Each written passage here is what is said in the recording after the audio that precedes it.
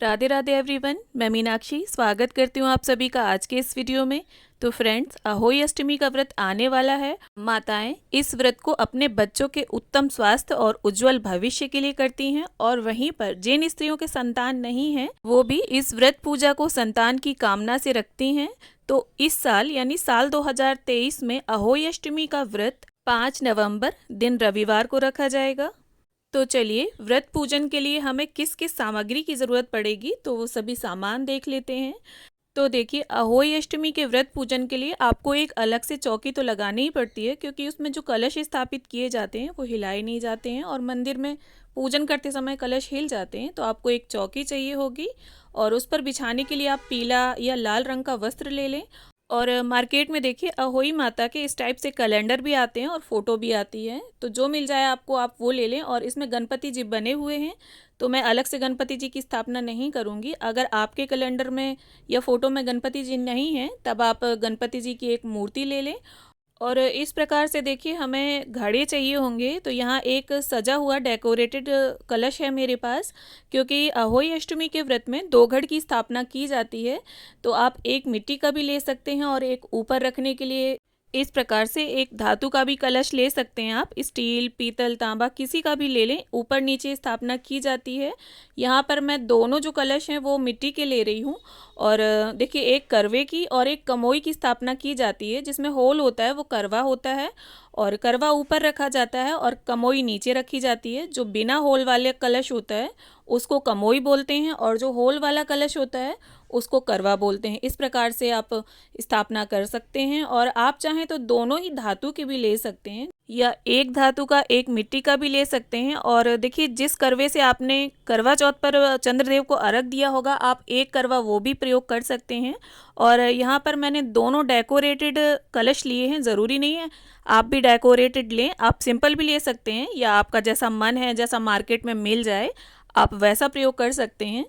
अब देखिए, कमोई में भरने के लिए हमें अनाज चाहिए होगा। यहाँ पर मैंने गेहूं लिया है, आप कोई भी साबुत अनाज ले सकते हैं, बाजरा, अक्षत कुछ भी ले लें। हमारे यहाँ देखिए, एक में अनाज और एक में जल भरा जाता है, तो इस प्रकार से हम जल ले लेंगे। करवे में जल भरा जाता है और कमोई में अनाज।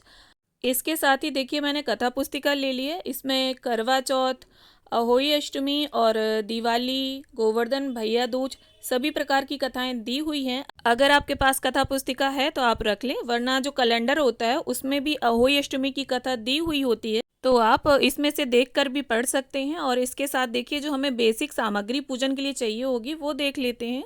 तो यहाँ चौघड़ा लिया है मैंने, इसमें रोली, अक्षत, चंदन, हल्दी सभी सामान हैं।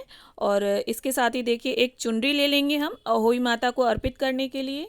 और इसके साथ ही वस्त्र रूपी कलावा अर्पित करने के लिए यहाँ मौली धागा रख लेंगे हम। और घी के दीपक चाहिए होंगे हमें।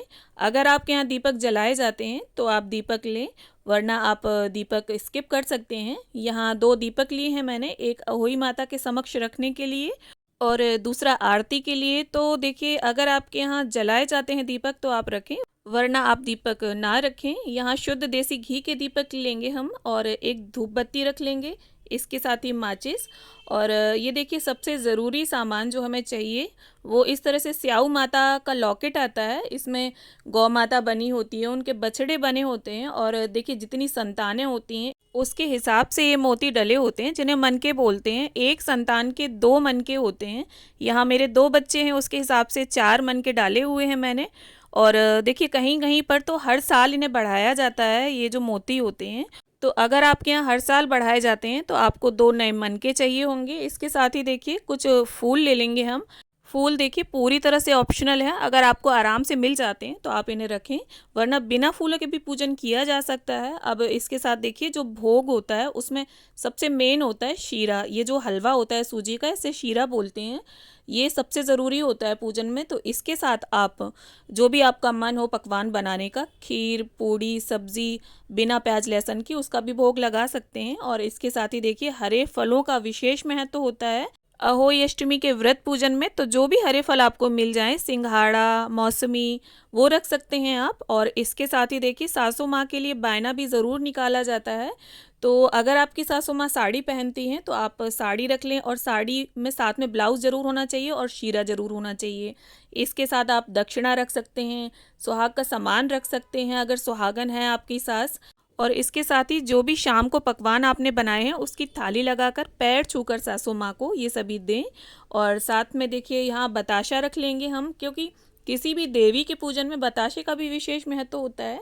और साथ में देखिए जो भी आपका इच्छा हो, आपका सामर्थ्य हो, उतनी दक्षिणा आप जरूर रख लें।